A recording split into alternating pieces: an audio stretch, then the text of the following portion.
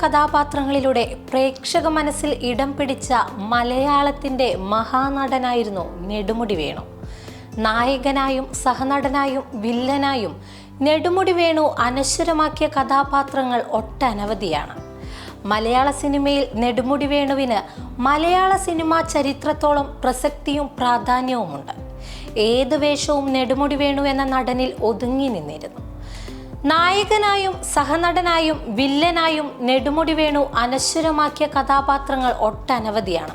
പ്രതിഭകളായ സംവിധായകർക്കൊപ്പവും super സ്റ്റാറുകൾക്കൊപ്പവും new gen താരങ്ങൾക്കൊപ്പവും മത്സരിച്ചഭിനയിച്ച നടനായിരുന്നു അദ്ദേഹം. ആലപ്പുഴ ജില്ലയിലെ നെടുമുടിയിൽ PK Keshavan പിള്ളയുടെയും Kunhikutty അമ്മയുടെയും 5 ആൺമക്കളിൽ ഇളയ മകനായി 1948 മെയ് 22 K വേണുഗോപാലൻ എന്ന നെടുമുടി വേണു ജനിച്ചത്. ഒരു സുന്ദരിയുടെ കഥ എന്ന ചിത്രത്തിലൂടെയാണ് ആദ്യമായി സിനിമയിൽ മുഖം കാണിക്കുന്നത്. തിരുവനന്തപുരത്തേക്ക് താമസം മാറ്റിയതിനു ശേഷം അരവിന്ദൻ, പത്മരാജൻ, ഭരത് ഗോപി തുടങ്ങിയവരുമായി സൗഹൃദത്തിലായി. നെടുമുടി വേണു എന്ന സിനിമാ നടന്റെ ഉദയകാലമായിരുന്നു അത്. 1978 അരവിന്ദൻ സംവിധാനം ചെയ്ത തമ്പ് എന്ന ചിത്രത്തിലെ വേഷം ശ്രദ്ധേയമാക്കി. പത്മരാജന്റെ ഒരിടത്തൊരു ഫയൽവാൻ നെടുമുടി വേണുവിൻ്റെ കാരണവർ വേഷങ്ങളിലേക്കുള്ള ചുവടുമാറ്റത്തിന് തുടക്കം കുറിച്ചു. മലയാളത്തിലെ തിരക്കേറിയ സഹനടന്മാരിൽ ഒരാളായി മാറാൻ വേണുവിന് കൂടുതൽ കാത്തിരിക്കേണ്ടി വന്നില്ല.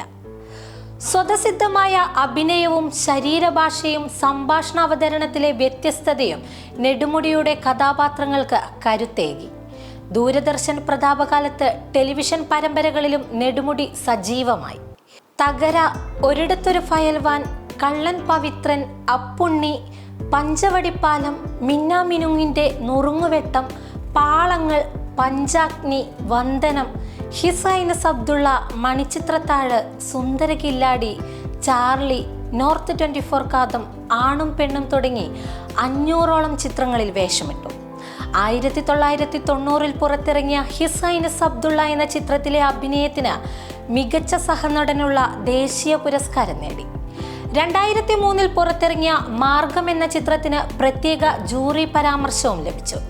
ഭരതൻ സംവിധാനം ചെയ്ത ഒരു മിന്നാമിനുങ്ങിൻ്റെ നുറുങ്ങുവെട്ടം, മാർഗം തുടങ്ങിയ ചിത്രങ്ങളിലെ അഭിനയത്തിന് മികച്ച നടനുള്ള സംസ്ഥാന ചലച്ചിത്ര പുരസ്കാരവും കരസ്ഥമാക്കി.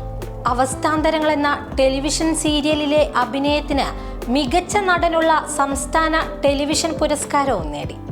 സൈറ എന്ന ചിത്രത്തിലെ അഭിനയത്തിന് 2007 സിംബാബ്വെ അന്താരാഷ്ട്ര ചലച്ചിത്രമേളയിൽ മികച്ച നടനുള്ള പുരസ്കാരവും കരസ്ഥമാക്കി.